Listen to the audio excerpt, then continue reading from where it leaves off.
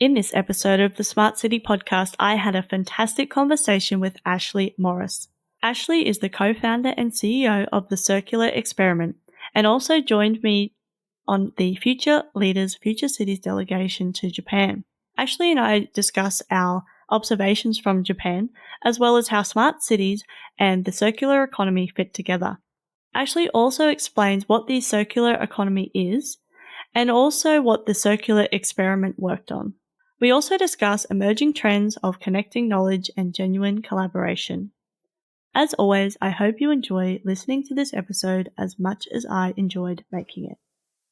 It's the Smart City Podcast, whoa, with Smart City experts, here we go. Connecting smart technology, both big and small. Smart cities are making life better for all. Big data, emerging trends, self-driving cars and more. The Smart City Podcast is what you're looking for. Hello, Ashleigh, how are you? I'm doing great. How are you? I'm very well. Let's jump straight in. And can you tell us about your background and what you are passionate about? So my background is in environmental management, really looking at the systems that the world operates in. So I have focused primarily on waste and then worked and spent some time in Indonesia looking at palm oil and deforestation in particular, and really came back full circle to look at our economy and what were those driving forces damaging our world systems. And I've seen the opportunity to transform those through the circular economy. So right now I'm CEO of the Circular Experiment, which is one of Australia's leading circular economy companies, providing support for industry and government on transitioning from a linear economy or a business model to a circular one. Wow, I'm really excited to hear more about this. I've been, ever since I met you in Japan, that was the other thing we should mention. We were both in Japan together at the beginning of July.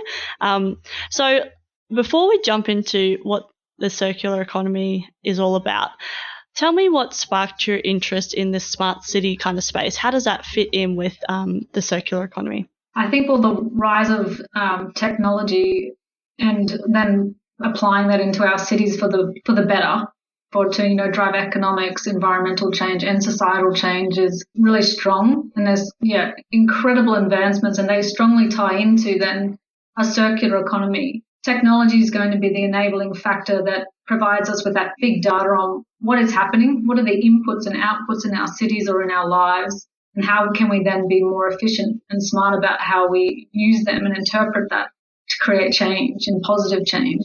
So I really learned about smart cities as a concept or an application when I was doing our first proof of concept circular economy project on the Sunshine Coast in Queensland. And one of the 6 principles that we implemented was smart technologies, how we could better one particular street that had 45 businesses on it. And so I really looked into, what those applications could be, and looking at sensors and putting those in bins, and then looking at the data and looking at how we could then connect renewable energy sources through peer-to-peer trading and things like that as examples of what we were looking at. Yeah, awesome. So tell us, what is a smart city to you? A smart city to me is a connected city. So utilizing technology for us to communicate and interpret data and make more intelligent decisions on how we operate and how we recoup any lost value within the system. Yeah, cool. So why do you think this concept is so important? Well, I think for the first time we're going to have such intelligence on our systems that we've never had before, and that's the incredible value that technology can provide, and efficiencies. And I know there's fear around what it might mean for jobs and how we live and operate, but it's actually, I think if we look through the lens of opportunity and value creation, it's unprecedented. So I think it's going to change our communities, our societies from that micro to macro level significantly and for the better. Yeah, definitely. Let's talk about Australia. And how do you think Australia is embracing this smart city concept? I think the rise of smart cities has been really, really quick in Australia. The conversation, the narrative, the the engagement within the Smart Cities Council of Australia and New Zealand, who seem to be growing strength by strength every week. I think it's really tangible, which is why I believe it's growing so fast.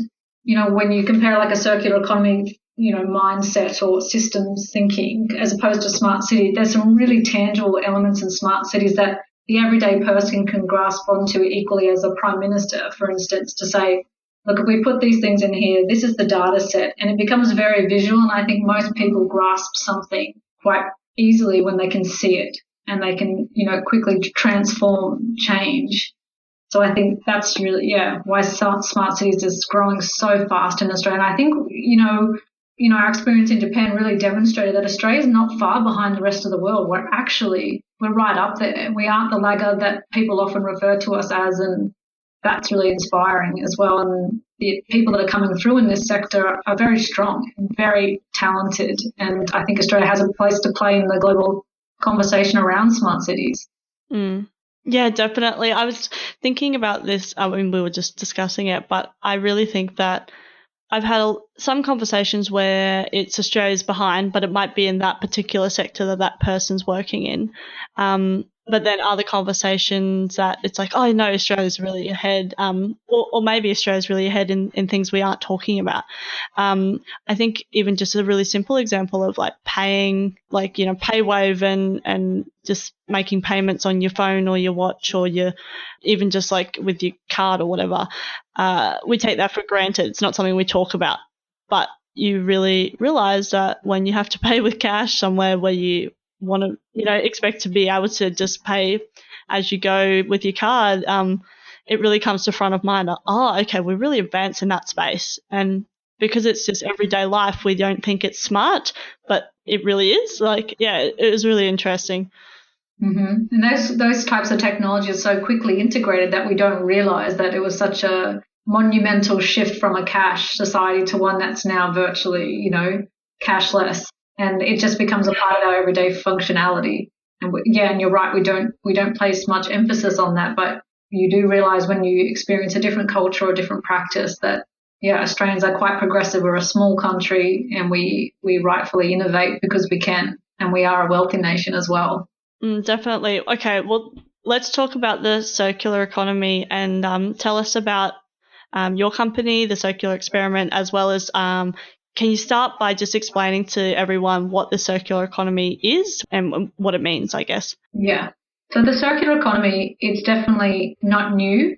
It's been around for millennia. And you can really refer it right back to Indigenous cultures all around the world, where you're looking at the entire operating system of what we live in, so planetary systems. But then taking that and refining that model, it came out in 2010 through the Ellen MacArthur Foundation as an economic performance-based model that relies on systems-wide innovation to decouple our economic growth from the consumption of finite resources. And those are those really planetary systems that we know are going to run out in our lifetime, and we need to start to be smarter about what we use and how we generate value within those systems. So it's a very big concept, but when you break it down, there's examples of circular economy out there every day.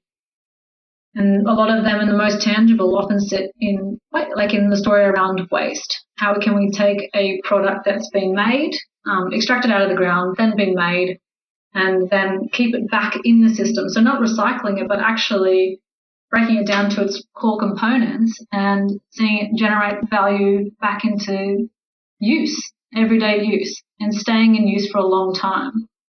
So people would strongly talk around circular economy more so in the 50s. Things were made to last because they were really high quality, and companies, were built on integrity.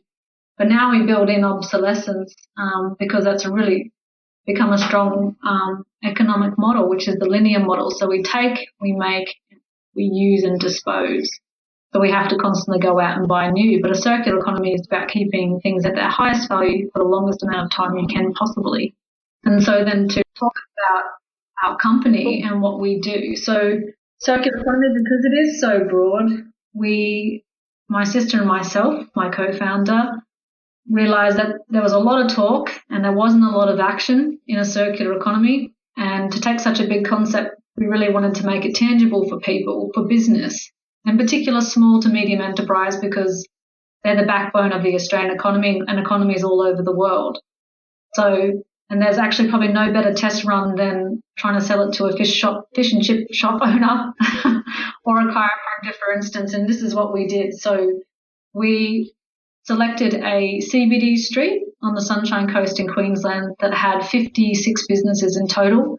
We literally went door to door talking to them about what we wanted to do as a project. So that was implementing 6 different principles of a circular economy, from reverse logistics through to smart technologies, to resource efficiency, to servitization, and on, and sharing economy and things like that. And we had to find very quickly that what did circular economy mean to each business? And it was different for each. Some really wanted to improve how much energy consumption they were having in their businesses, and others wanted to improve their waste. Others wanted to share the assets they had lying around. And so we worked with these businesses for 6 months, and we were able to prove that there is actual economic revenue generated out of applying circular economy. There's large economic savings to be made. There's huge social capital gains in terms of people communicating and identifying strategic directions in which they want to head, and also environmental savings, which and really when you talk about systems thinking, all of those things are integrated. And they happen, if you just want to focus on economics, you're often going to be saving or reducing your consumption of one thing or another, which actually helps the environment and also helps build unity in teams, because you need to be on one strategic pathway with the team to be able to do that. So for us, we were the first circular economy project of this scale in Australia, and also quite unique in the international market as well. So our company then finished that in December 2017. And from that point, it gained a lot of traction and people just wanting to understand what we did and how we did it and how we had such incredible outcomes. And so we have been sharing our knowledge far and wide over the last couple of months, and have transformed our company now into one of Australia's leading circular economy consultancies, now with actual further plans to build a very large, scalable, collaborative model that will go into the ASEAN market in February next year. Yeah, wow. I'm really excited to see how that all comes together and works out. Awesome. Let's talk a little bit about Japan, since we were both there. And I'm really keen to hear your thoughts on what you took away from that trip, basically. So the trip to Japan for the Future Leaders, Future Cities was really, really interesting. We had unparalleled access that we would never have without being invited by the federal minister to attend. And we got to see the sort of leading technologies that Japan was forging. And for me, in terms of their application, they were really focused on sort of specific markets. And for some of the technologies we were exposed to were looking at the management of the movement of people, and also being able to be very intelligent around what are people looking for, what do we engage with, and for how long, and then how can we design our stores or our offerings to, capitalize on those elements. But then in reflection and hindsight, I really felt that the technologies weren't necessarily as broad as they could be to be addressing some of our huge challenges that we face, whether that is like climate change or mobility. So I feel like whilst there were strides being made in certain sectors and niche markets within Japan, there was much scope to broaden the applications of what was being developed. And I think this is where Australia can really share and form great partnerships with Japan, as there's a lot of leading technologies and companies within Australia that can share knowledge and also enter into the Japanese market to show and demonstrate what can be achieved through smart cities application. Yeah, definitely. I realize I say yeah, definitely quite a lot.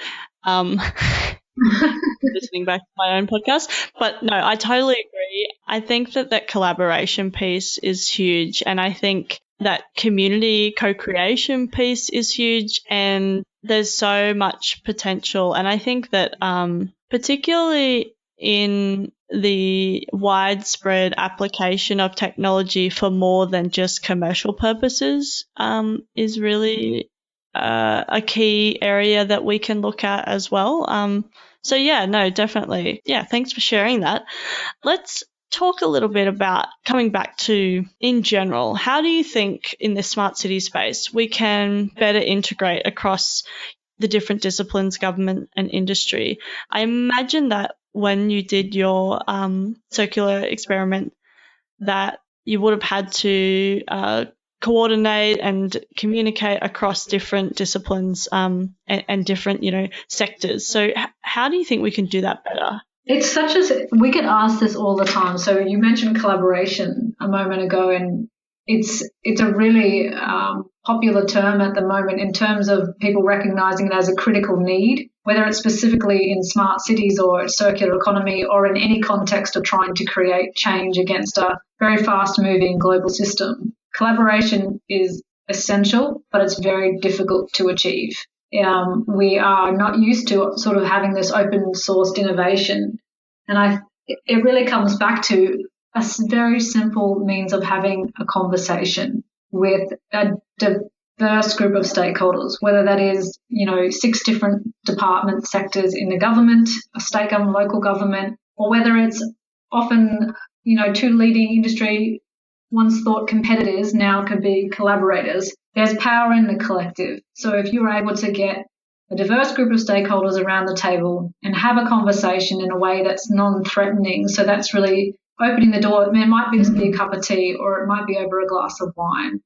Just taking down some of the formality and the bigger barriers and I guess structures that we put around conversations to enable people just to talk about strategically the challenges they face, but also the opportunities to address those challenges. And I believe that smart cities applications in particular, because the broadness in which they can be applied in our communities, in our cities is, immense. So I think those conversations and those collaborations are critical. And smart cities can almost be a conduit to bring those people around the table to say, you all have a vested interest here and this is the means by which it can be achieved. And it's almost that perfect conduit for that.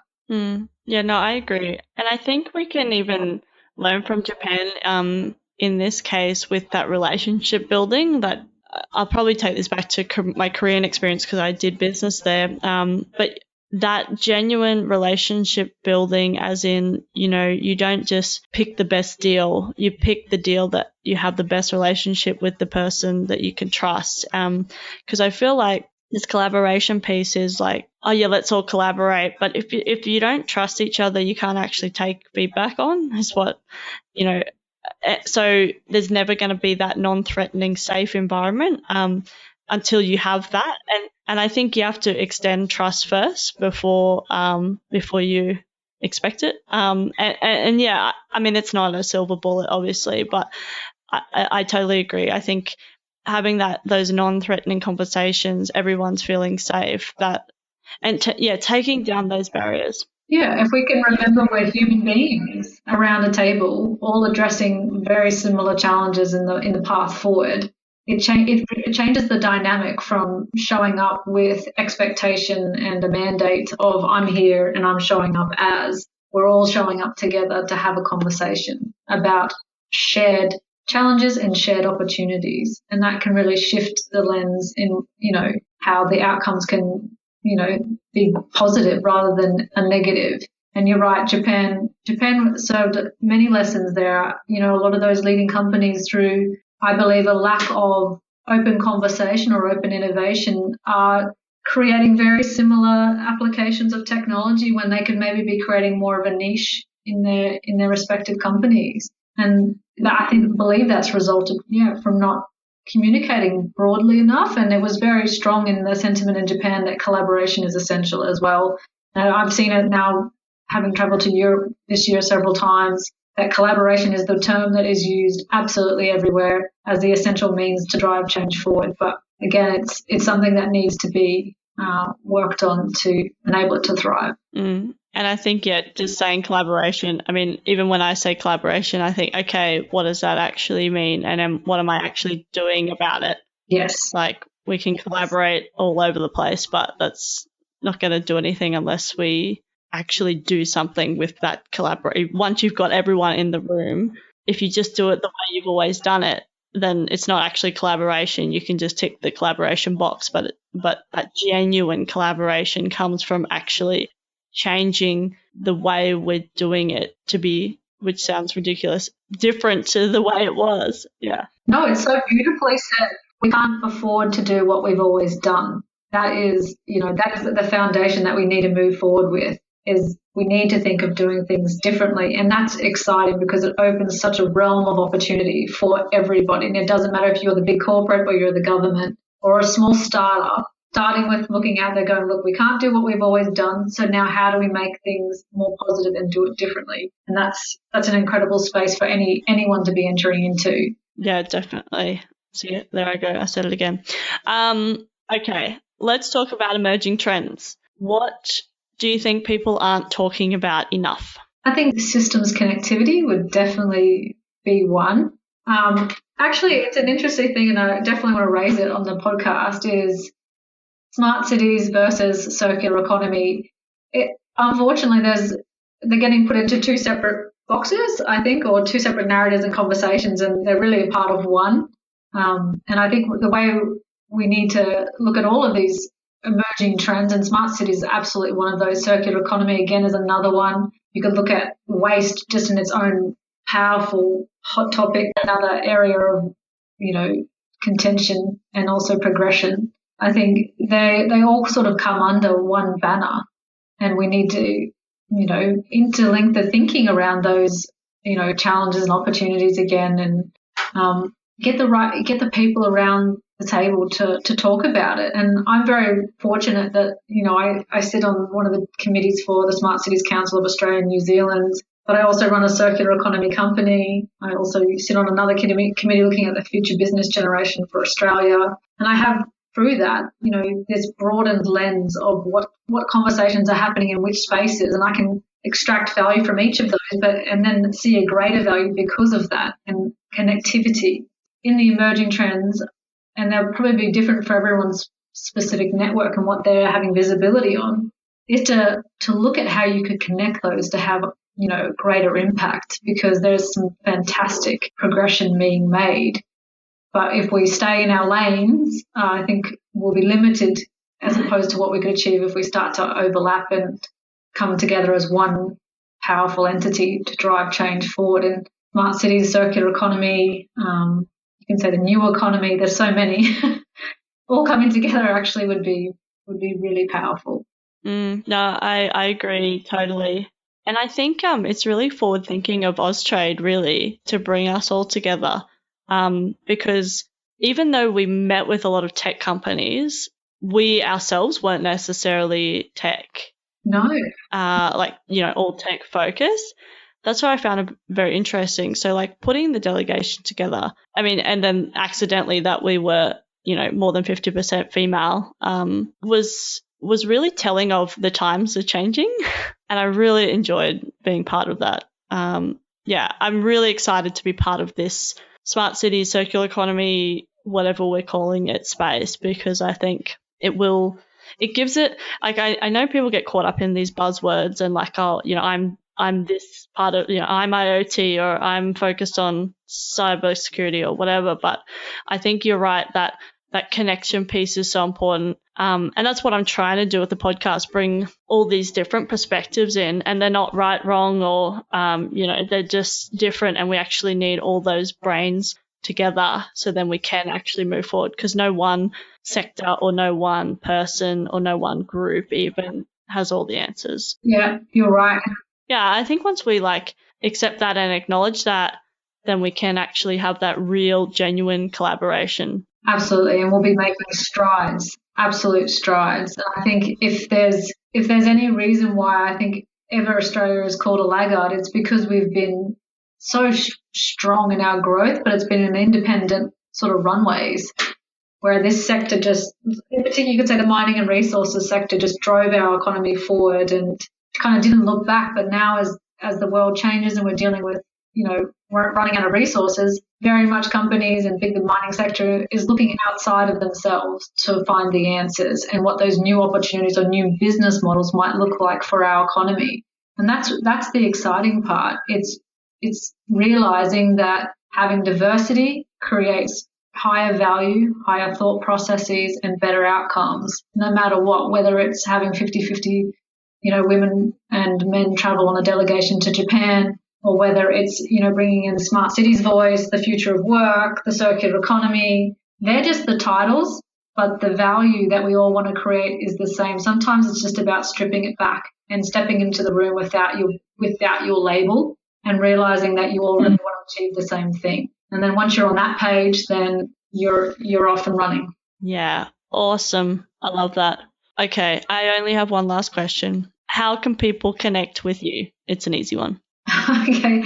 LinkedIn is my favorite platform for connecting with change makers and anyone who feels like they can share value more broadly. And so you can find me on LinkedIn under Ashleigh Morris, and I'd be more than happy to connect and share what I know and hopefully learn a lot from you as well. That's awesome. Thanks so much for chatting with me this afternoon, Ashleigh. I have learnt heaps and I am really excited for our future conversations because I think we have a lot more to talk about. Great. Thank you so much. I appreciate this opportunity. No worries. Talk soon. Bye. It's the Smart City Podcast. Whoa. Thanks so much for listening to the Smart City Podcast. Show notes for this episode and all other episodes can be found at thesmartcitypodcast.com. If you have any questions or comments for me or any of my guests, connect with me via email zoe@thesmartcitypodcast.com or via the socials. I'm on Twitter and Facebook @SmartCityPod. As always, I hope you enjoyed listening to this episode as much as I enjoyed making it. Smart City Podcast is what you're looking for.